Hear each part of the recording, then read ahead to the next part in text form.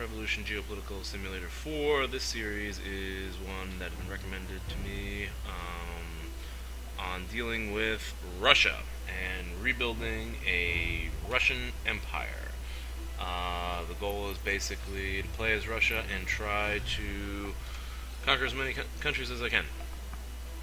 Expanding Russian influence around the world. I want to, right off the bat, apologize to all my Eastern European subscribers. Again, I'm not promoting any type of political agenda with these series. I'm just looking through a scenario, playing through a scenario. For those of you who saw the poll yesterday in the Scotland the Brave game, where's Russia? There's Russia right there. Okay. For those who saw the poll yesterday, I apologize. Micronesia is not in the game. I don't know. I mean, it's in the game, but it's not a playable faction. And as you see, I can't find Micronesia. Micronesia is not there. And the Federated States of Micronesia, which is the official name, is also not there. And neither are any, like, the islands that make up Micronesia either. So we're stuck with the Russian series. I am going to go ahead and play, I'll probably start looking into a series with OPEC conversion. Those of you who recommended that. That will be, probably take me about a week to think about that, so I'll probably have the first episode for that out next weekend. But I've been thinking about the Russian Federation game, or Russian Empire game, for a while. And just a quick overview of Russia. Here we go. It's a federal republic, authoritarian presidency, conservative rightist, 140 million population. Let's see, GDP is pretty big. It's about 2 trillion. Growth, however, is a problem right there. I don't know if that's because of the sanctions. I don't know if there's sanctions still imposed on us in this game. That might be a reason. Unemployment's at 6%, which is kind of high. Inflation's at 12%, which is even higher. And there are elections in 863 days. A lot of nuclear weapons. I've never had nuclear weapons. This is probably the biggest country I've ever played, either in this game or in Masters of the World, Geopolitical Simulator 3, the prequel to this. So it's going to be pretty overwhelming, and it might end up being a short-lived series, actually, because I don't have experience with this size of a country. But I have been doing some research, and I've looked into the different Russian interest groups that are there, and I've sort of developed a strategy. I'm going to get into trade a lot in this game, trade and industry. I'm going to play the trade game, which I've had, experience playing that before.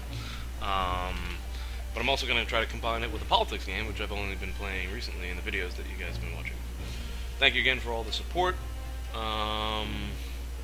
Hope you guys continue to watch and you like this series. Again, I'll be starting a second, or actually third series. Scotland the Brave series is kind of, oh, hold on. My friends, my fellow citizens, I am very proud to be standing here this New Year's Day, wishing you health and prosperity for this coming year.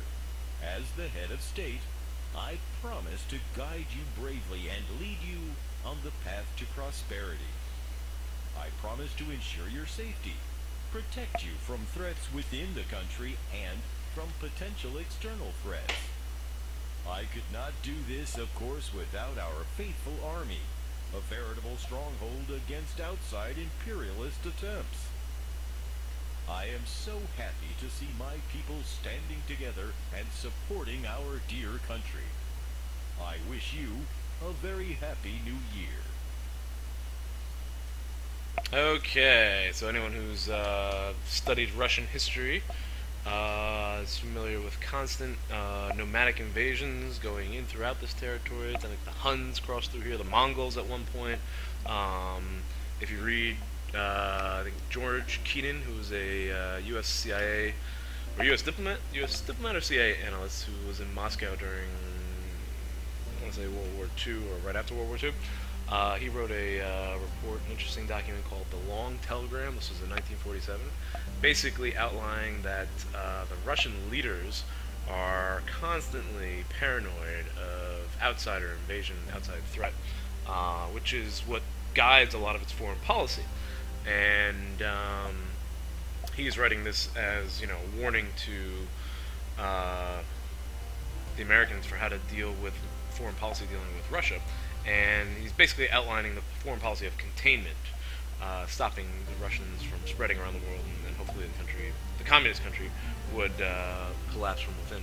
That was basically the Cold War doctrine, the foreign policy doctrine throughout the Cold War in dealing with Russia. So it's an interesting document to read. The Long Telegram. It's either George Kennan or Jeff Kennan. But again, always sort of like worried about what's going on in the West. If you look back to Russian history in the 18th century, Peter the Great had great admiration for the West. He traveled throughout the West. He traveled throughout England, France, Netherlands, Germany, I believe, and he brought back new ideas and technology, and he tried to convert the Russian people to sort of westernize them. I don't think Russia is really, well, I don't know if it's trying to westernize anymore. Putin is definitely a more conservative along the ideological lines, and this is definitely a picture of Putin here, although we call him Vasily Slutin instead of Vladimir Putin in this game. So basically, Russia has always been worried about the states along its border. It's got a lot of countries along its border, actually. I think it has more countries along its border than any other country in the world. I think. Pretty sure. It looks like it. Has to be. Right? It's a long border, and most of this land, there's not really much going on here. There's not a lot of cities and everything. We do have provinces, I guess. But most of the people in Russia are concentrated in the west here. And they're mostly European descent, for the most part. There is a Muslim population that we're going to have to... That could be a problem for the Russians. So Russians have typically intervened in the Middle East, and we see some of that intervention going on right here. Let's take a closer look at some of the countries. Well, actually, what I want to do first. This episode is probably going to be more of a strategic overview episode, and we'll get into the actual playing next. But let's take a look at Russia's border here. Alright, if we look at the western border, we've got several countries here. Baltic states, Finland, who are not really in good relations. Belarus, we do have good relations with them. And I think we have a treaty with them, which we're going to probably try to support Belarus. Like I said, I'm going to try to play like a trade game, basically, an industrial trade game here, where I'm going to try to improve relations with a number of countries around the world through trade, and I am going to try to build up my industries, hopefully through trade and through some government stimulus. And I'm hoping particularly to build up some of the arms industries. And if I can start selling some of the arms to some of these, more favorable countries that we have allegiances with, that might end up causing wars, which we could intervene in. Ideally, the best way to get into a war in this game is to get a UN Security Council resolution to support your efforts. That's going to be tough to do, especially since the United States, Great Britain, and France are on the Security Council with veto power. So we're going to I'm going to try to reduce tensions between those countries, hopefully through trade. I don't know if there's still sanctions placed on Russia, and I don't know where I can look to find that out. If anyone knows, let me know. Ukraine is definitely the biggest source of hostility. There is a resistance group, or resistance movement here, and we're going to try to support this movement. Let's see if I can click on it. There we go. Okay, East Donbas Autonomous League. So I think the goal would be to break away this province here of East Donbas from the Ukraine. If you see, Crimea is already annexed by Russia, and that's caused a lot of tension lately. We are still involved in the war in Syria, and I'm actually going to try to just get myself out of this thing, because To be honest, I think it's hey Tim, what's going on? Finally got me on live stream. Yeah, I think I'm gonna try to get out of this Syrian. Let me know what you think about any of this, Tim. By the way, I'm gonna try to get out of this Syrian conflict because I think this is just like almost like a Vietnam, Afghanistan thing where there's no point in getting bogged down, and if soldiers get killed, then that's going to hurt my popularity. So first step is going to be to get out of Syria and try to concentrate on other areas of expansion, because I don't think we're going to expand in Syria either, and the goal here is to expand Russia. If you look at the Caucasus border here, we got some friends here. Azerbaijan, I think we have a base there. We have a base in Armenia, and we have a base in Georgia, even though Georgia is not as friendly. There are some resistance groups in Russia that I'm going to have to deal with right away, terrorist groups. But I'm going to try to protect these countries, and I think if tension rises between Turkey and Armenia, or maybe Iran, maybe we can intervene and grab some territories. That might be a way to get a grab. Back to Eastern Europe. Greece is definitely not friendly. And I've made a list of NATO countries. There's 28 NATO countries in the game. Serbia is not a member of NATO. Romania is. Moldova is not. I don't know if there's like a annexation treaty in this game or not, and if there is, that might be a good way to pull in Moldova. If I grab the Ukraine, if I retake the Ukraine, or part of the Ukraine, then I might be able to annex Moldova. Serbia is pretty friendly, and one thing I'd like to do is maybe try to establish some bases. I think I could probably establish a base in Serbia. I don't know if I could establish a base in Hungary. That is a NATO country. Poland is also a NATO country. We could expand there, possibly. We do have this one province here, Kaliningrad. I don't know how to pronounce the whole thing. Kaliningradskaya? I don't know how to do that. But there could be expansion from there, and the Baltic countries are in NATO, so it would be difficult to expand there. I might end up in a war with NATO at one point. And I think one thing to do would be to maybe grab some forward bases in Serbia and some other countries, Serbia in particular, to deal with any NATO war. And I don't know if all countries with NATO will join or not. If I could keep a couple of them out, that'd be great. Also, here is Montenegro. Montenegro has recently joined NATO, but in this game, it is not a member of NATO, because this is before they joined.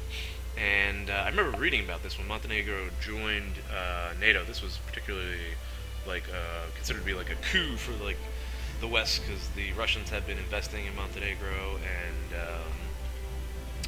it was seen as a potential Russian naval base in the Adriatic, but bringing Montenegro into NATO sealed off the Adriatic from the Russians. So maybe I'll try to keep them out of NATO, and I'm probably going to start trading with them right away somehow. And if I can keep them out of NATO, then maybe they'll actually join my alliance. Possibly I can form like another Warsaw Pact type organization. That's one possible aspiration from this series. Do I want to expand into the Mediterranean? I have to get through Greece and Turkey first. I know there is, because we have an alliance with Syria, I think we do have a base here. Yeah, there we go. There is an air base that we have access to. But again, I'm going to be getting out of this, because when soldiers get killed, it seems to have a negative effect. Yeah, you think Greece is supposed to be neutral? Maybe we can help them with their debt. I don't know. That's a good point. Maybe that's something that's more recent, because this game starts in the beginning of the year. So maybe if we can provide aid to Greece, they might warm up to us. That could be a suggestion. Could be a strategy. Cyprus. Good relations with Cyprus. Good Syrian relations. And good relations with... Is that Lebanon? No, Lebanon's not. No, that's Syria still. Okay. So, that's how we're dealing in the west. Moving further east, Turkmenistan is not a friendly nation, but they're not really on the border. I don't think we have any naval ports in... Oh, we do. So we have a naval port in the Caspian Sea. So I'm wondering if we could actually, invade Turkmenistan or Iran via the Caspian Sea. That's a potential area to advance. And who's this? That's all Turkmenistan. Uzbekistan to the north, right? Or no, that's Kazakhstan. There's Uzbekistan. A pretty good relationship with most of the stans, except for Turkmenistan. Again, I don't know if I can re-annex Kazakhstan. It's really big. So, good relations with most of the stans, except for Turkmenistan. And over here, this is China. China is neutral from the beginning. We're going to start trading with China right away. That's going to be a big trade partner, I think. There was a debate this year. I'm actually a debate coach, and one of the debates we had was on whether sanctions were promoting Western interests. Sanctions on Russia were actually in favor of Western interests, and one of the counter arguments was that posing sanctions on Russia will cause them to become greater trade partners with China and improving that alliance. So I think that might be a strategy for us, actually. Improving our relations with China through trade. That would be a good trade market. Also look at Japan. Japan we have a decent relationship with, and I wasn't aware of that. So they could be a potential trade partner. And of course North Korea is there. Yeah, they might be a problem. Who knows? I don't know if we need to get involved with that. Well, intervening in North Korea might garner more support from China. So that could possibly be a strategy. And then Mongolia. Mongolia, not good relations with them. So that's a possible area of expansion. Maybe we'll conquer Mongolia. I don't know. Let me know what you guys think in the comments or on the live stream.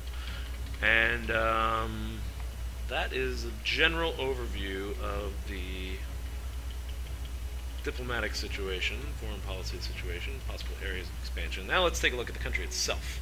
And first thing I always like to look at is, first of all, we got to get a view of what the budget is when you're playing as head of state. Budget here is in billions. So $466 billion. That's a lot of money. And another number you got to be concerned with is the deficit. Deficit is at 49 billion, which is a problem. It's not too big. It's nowhere near the United States deficit, I guess. The United States deficit today, I think, is at something like 400 billion. But our debt is 411, and I'd like to try to get rid of some of that debt. But before I do that, of course, I'm going to have to improve the economy because we have this negative growth thing going on here, which is a problem.